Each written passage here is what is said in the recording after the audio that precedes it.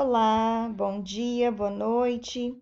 Vamos aqui para a nossa continuação da aula de sistema complemento. Galera, olha, o sistema complemento, então ele é assim, ó. Embora ele possa ser ativado pela via alternativa, tá? Que é direto pela superfície do patógeno, pela via clássica, que precisa dos anticorpos, ou pela via da lectina, que precisa então da lectina na superfície do microorganismo, especificamente da lectina. Qualquer forma de ativação vai levar a ativação, vai levar a clivar a proteína C3, certo? Que é uma proteína do sistema complemento, complemento 3. Tá? Eles até tentaram facilitar dessa vez, tá? Colocar em ordem. Só que à medida que eles foram descobrindo, não ficou na ordem à medida que acontece. Então, tentaram fazer esse 1, 2, 3, 4, 5, né? Para ficar bem facinho pra gente, mas não deu, porque à medida que foram descobrindo e colocando os números, não correspondia à resposta na sequência. Então, ficou a C3 como a primeira, tá? Mas em defesa dos cientistas, tentaram fazer mais fácil. Gente, a proteína C3, né, complemento 3, é a primeira a ser ativada. O que acontece com ela? Quando qualquer uma dessas três vias reconhece o patógeno, cliva a C3 em C3A e C3B. Então, ela é clivada. A C3A vai induzir a resposta inflamatória, leva à inflamação. Então, faz todos os processos inflamatórios que vocês já viram lá com a professora Carla, né? Aumenta a circulação sanguínea, aumenta a dor, o rubor. A proteína C3b, o outro pedaço, vai ter por função opsonizar o microorganismo, tá? E fazer a fagocitose, auxiliar na fagocitose. Ela opsoniza, ela marca aquele microorganismo como sendo um agente invasor. E aí facilita com que ele seja fagocitado pelas células de defesa, ok? Esse C3b leva à produção da, né, C5b. Então, a C3b leva a C5 ser clivada, produzindo C5b e C5a, tá? A C5a também é inflamatória, também vai induzir, ativar a resposta inflamatória. A C5b vai fazer um complexo auxiliando, né, na polimerização, formando um poro, que a gente chama de complexo de ataque à membrana, formando um poro na membrana do microorganismo, levando à lise do microorganismo. Então, são várias proteínas, tá? Que, à medida que elas vão sendo clivadas e ativadas, elas têm por função levar à inflamação, né? Induzir uma inflamação, opsonizar o microorganismo e levar à lise do microorganismo, porque auxilia na formação de um complexo de ataque à membrana, vai formar um poro na membrana do microorganismo e ele vai ser destruído por lise, né, por rompimento de membrana, beleza? Então, ó, esses complexos de ataque à membrana cria buracos na membrana plasmática. A gente sabe que quando a membrana plasmática é rompida, tem entrada de água, lise do microorganismo, ele morre. Beleza? O sistema complemento, então, ele pode ser ativado pela via clássica, que recebeu esse nome porque foi a primeira a ser descoberta. Ela é ativada apenas por anticorpos. Lembra que a via clássica não pode ser ativa em contato inicial. Via alternativa, ela recebeu esse nome porque foi a segunda a ser descoberta, é ativada simplesmente pela presença do patógeno, nada específico. E a via da lectina ou lecitina é ativada por proteínas semelhantes às lectinas que estão na membrana do micro-organismo. Beleza? São as três formas de ativar o sistema complemento. Então, o sistema complemento, ele é ativado, né? As proteases vão clivando e ativando essas proteínas sucessivamente.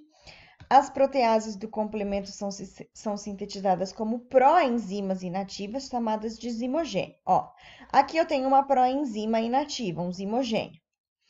À medida que eu tive a ativação, né, do meu sistema complemento, seja pela via clássica, pela via da lectina, eu tenho a ação de proteases que clivam e separam. Então, eu tinha aqui, por exemplo, o C3, né, inativo, está circulando no meu corpo de forma inativa.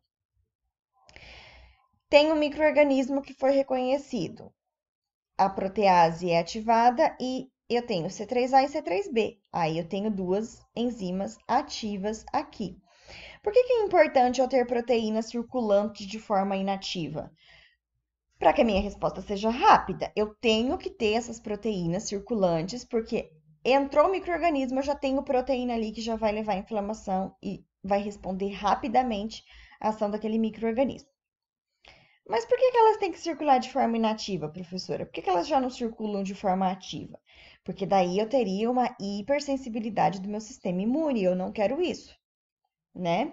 Se eu tivesse proteínas do sistema complemento circulando de forma ativa, eu teria uma inflamação constante no meu corpo, e ninguém quer isso. Eu teria dor, rubor, aumento de circulação, angiogênese e toda aquela sensação da inflamação que a gente não gosta. Então, eu tenho as minhas proteínas de prontidão circulando, mas de forma inativa.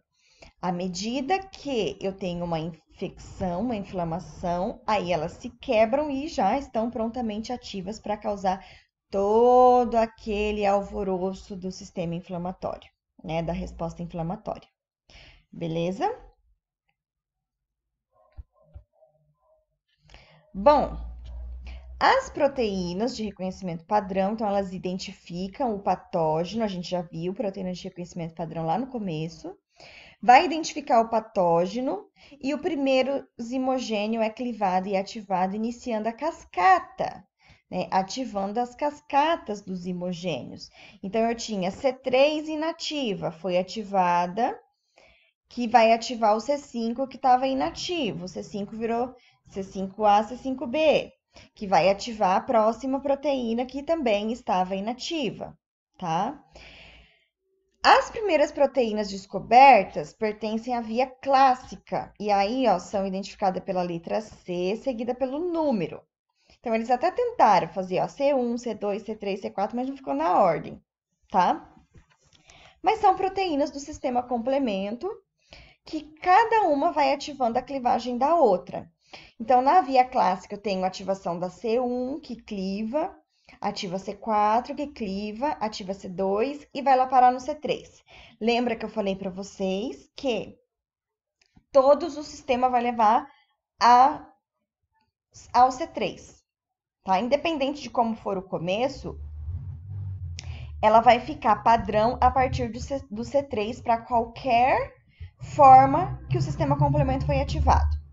Então, todas as vias, clássica, alternativa ou da lectina, têm por função ativar o C3. Convergem lá no C3. A partir do C3 é igual para todo mundo que a gente já viu ali. C3 que ativa o C5, que vai levar por fim, né, a inflamação e a formação de poro na membrana do micro-organismo e a resposta inflamatória, tá? Essas proteínas são quebradas em partes que são maiores e menores, então não é bem ao meio que ela é quebrada, né? Uma proteína, a C3, por exemplo, é clivada em C3A, que ela é menor, e em C3B, que é um pouco maior. Gente, se eu fosse cobrar de vocês e mostrar especificamente como que é, são muitas proteínas que estão envolvidas. Eu vou pular bastante coisa. A gente vai falar da C5, já passo para C9, só para a gente ter uma ideia. né, de como que é o sistema complemento. O que vocês têm que ter em mente é que todas as vias levam à conversão do C3 e que o sistema complemento ele é importante porque ele tem uma ativação rápida em cascata que amplifica o sinal, beleza? Ó, toda essa via aqui, ó, seria a ativação do sistema complemento pela via clássica, tá? Eu não vou cobrar de vocês como que a C1 reconhece, ó, o anticorpo, mas eu tenho ali a proteína C1 reconhecendo o anticorpo, porque na via clássica eu preciso de anticorpo. A C1 reconhecendo o anticorpo na membrana do microorganismo, cliva a C4 em C4A e C4. A C4B ativa a C2, que é clivada em duas, e a C4A leva à inflamação. A C2 chegou na C3. Lembra que todas vão levar a C3. A C3, C3A e C3B, a C3A induz a resposta inflamatória, quimiotaxia, atrai mais células de defesa para aquele ponto. A C3B faz a opsonização para auxiliar na fagocitose e ativa a C5. A C5 é clivada em C5A e C5B, a C5A também leva a resposta inflamatória.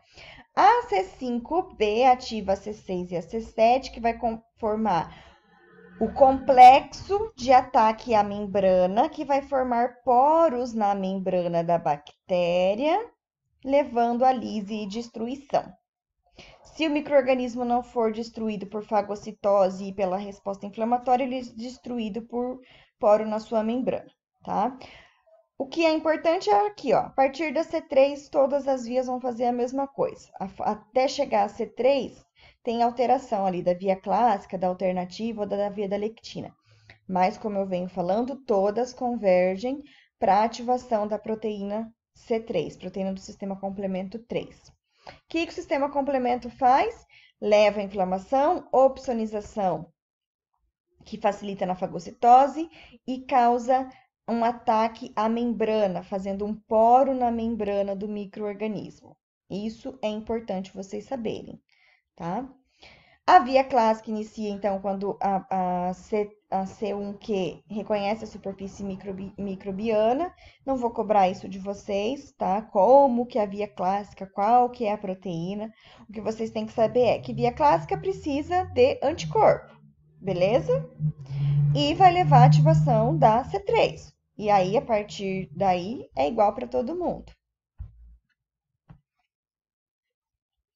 Atua na imunidade inata e adaptativa.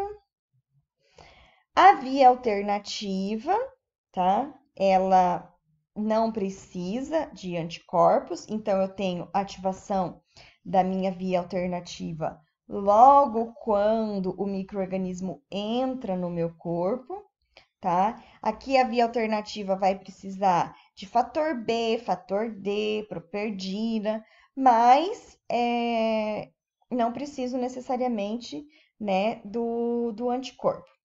Olha aqui, a via alternativa, ela é ativa porque reconhece a camada lipossolúvel de lipopolissacarídeo da bactéria. Lembra que a gente estudou essa camada, né, de lipopolissacarídeo lá quando a gente estava estudando micro, né? Então, olha só, por isso que ela reconhece somente pela membrana.